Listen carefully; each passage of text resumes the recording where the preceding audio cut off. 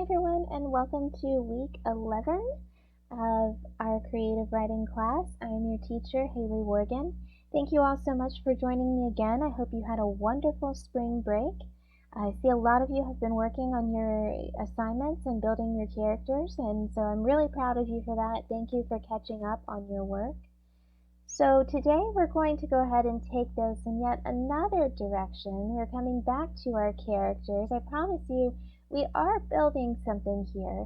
And in fact, I want most of you who are, well, all of you really, who are watching this video for the class to consider something, because I am putting together a small literary magazine for teenagers. And so this is the first thing I want you to consider. I want you to find your favorite piece that you create this semester, okay? And I want you to consider sending that in for the literary publication. It will be completed through Future School if we have enough interest in it. And that way, you can have something published that you can take home, show your friends, your family, but also add into your portfolio. So as you continue on in life, if you decide to apply for colleges, or if you decide to apply for different internships or activities or jobs that require you to write, you'll have something that you can show these places. Secondly, I am currently planning a Young Writers Conference that will happen most likely on June 26th this year. It will be free and it will be for teenagers. Myself, Jacqueline Holmes, who was a teacher last semester, and 2 other local writers will be teachers for this event. It will all be free and will be held in downtown Fort Smith at Bookish, which is a bookstore in downtown Fort Smith. So please keep that in mind, both of those things as we move forward, because I definitely think that those things would be helpful to you all beyond just this class, okay? So let's go ahead and dive into our first lesson, or our first part of the lesson here. So 2 weeks ago, I know it seems like forever, we talked about setting and how it can help us understand our characters' beliefs and actions, how it can help us develop characters.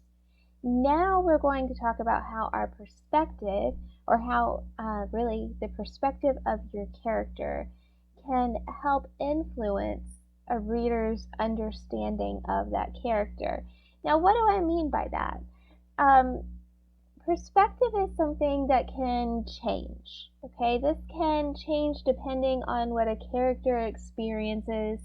It can change depending on their age. It can change depending on their location, where they live, where they are working, where they are going to school. So this can help us form more developed characters who grow and change as the story continues.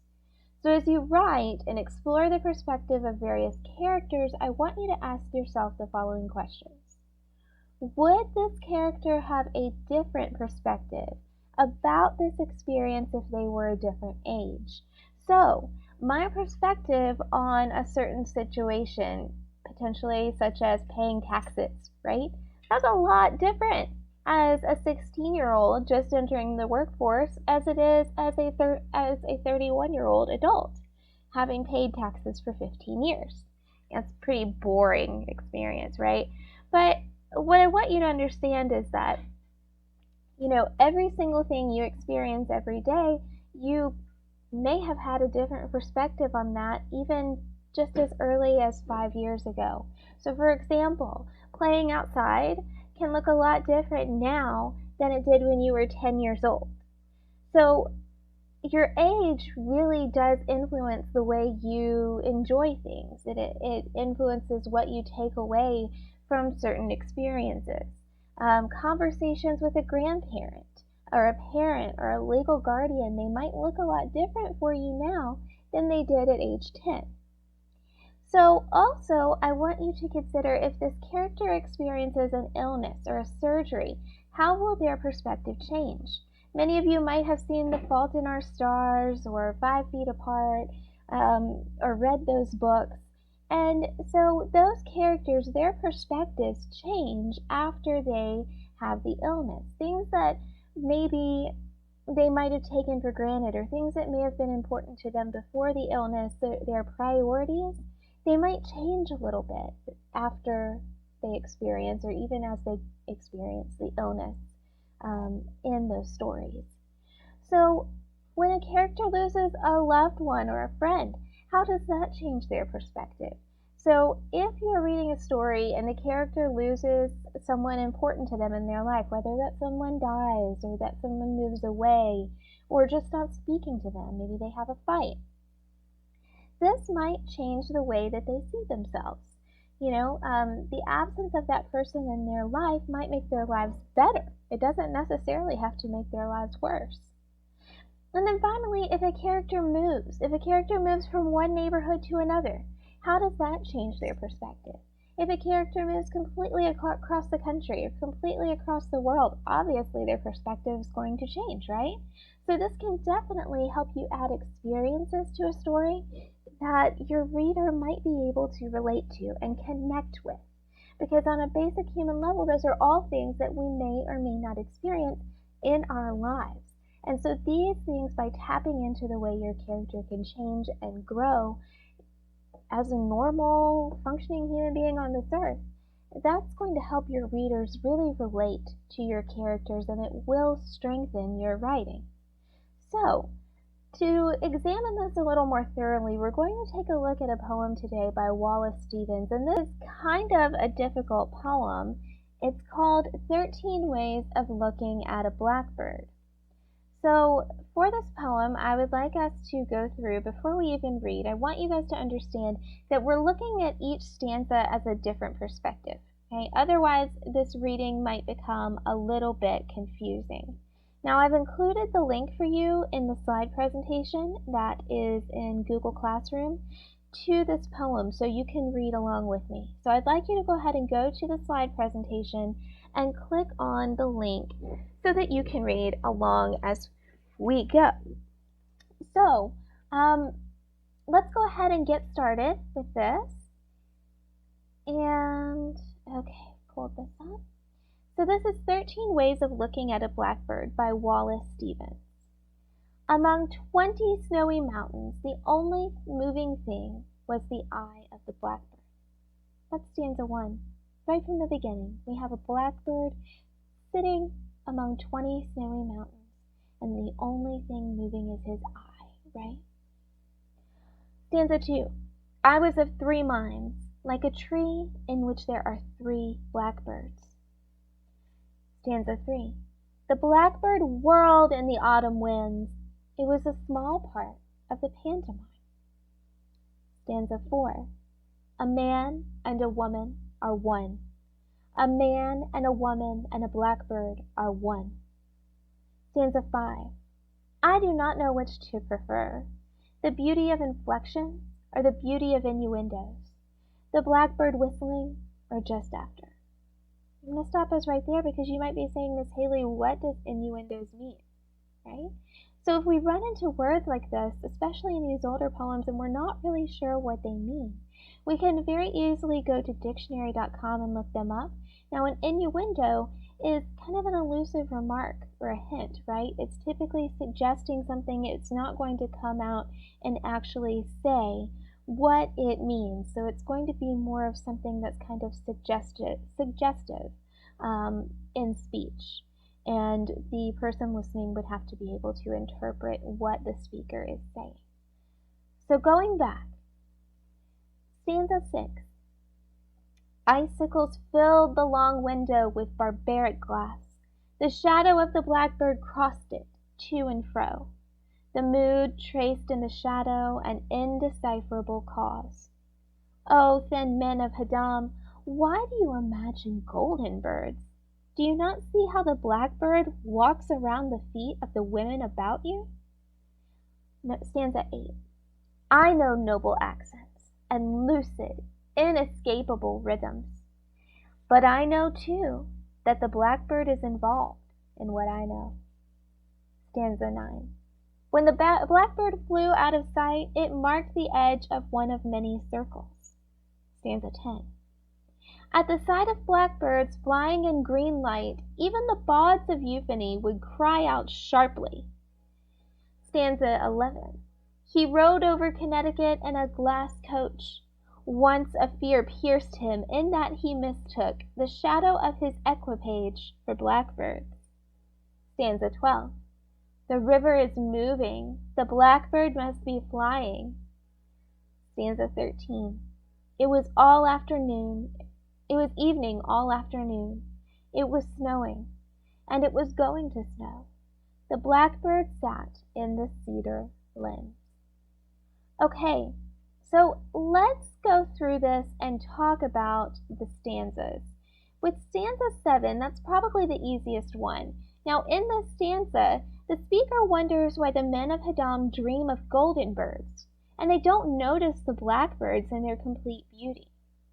So we can look at this and begin to compare it to things in our own lives, right? Like the many beautiful things we overlook in real life as we dream about things or want things that are just out of our reach. Notice how the blackbird is used to walk through the various moments in this speaker's life. So in the beginning, we start with the stillness of the blackbird in the woods among all those mountains. The blackbird becomes one with the people around the speaker, and it's used to describe their movements and the changing of the seasons. In stanza 13, we return to the blackbirds observing the world as it moves softly in the snow. So what can we learn from each one of these stanzas? Well, in stanza 7, we can learn that the speaker believes it is better to seek things like knowledge than things like wealth. From stanza 4, we can interpret that the speaker believes men and women are equal, and like the blackbird, they are all part of the same life force. From stanza 11, we can see the speaker's point of view on people who cannot see the beauty of the blackbird because they've lost touch with nature and the most common beautiful things around them. Notice how the man in that stanza, stanza 11, he rides in that glass carriage. That's his equipage that they are talking about in the stanza. And he's afraid of the possibility of the shadow of that carriage being blackbirds. Yet the speaker appreciates the mysterious beauty of the blackbirds, and we know if the speaker had been there, perhaps he would have thought that this is something beautiful and he would not have been startled as the man was. Perhaps this could have been an earlier version of the speaker at some point in his life if he did not appreciate the blackbirds. So we want to consider also what this may be saying about the speaker's point of view on people who believe they are better than others, right? So the man is riding in his glass carriage and he's terrified of the shadow of blackbirds. But we know that he probably feels like his status is elevated above kind of common people, and yet common people might not be afraid of that shadow.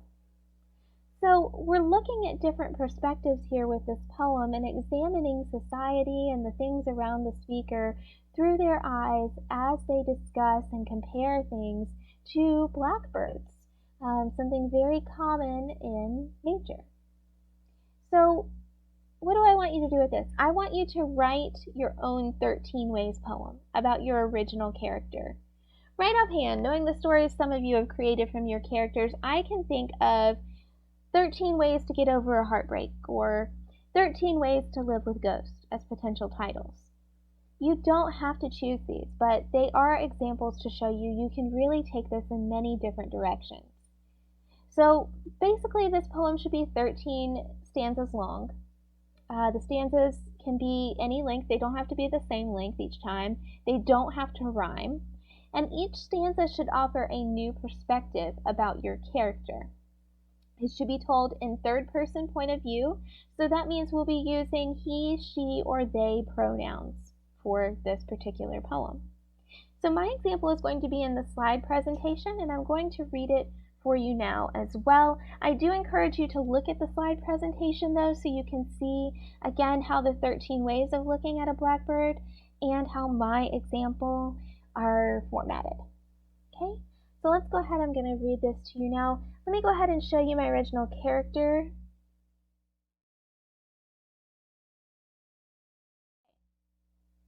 This is called 13 Ways of Looking at Goodbye. 1.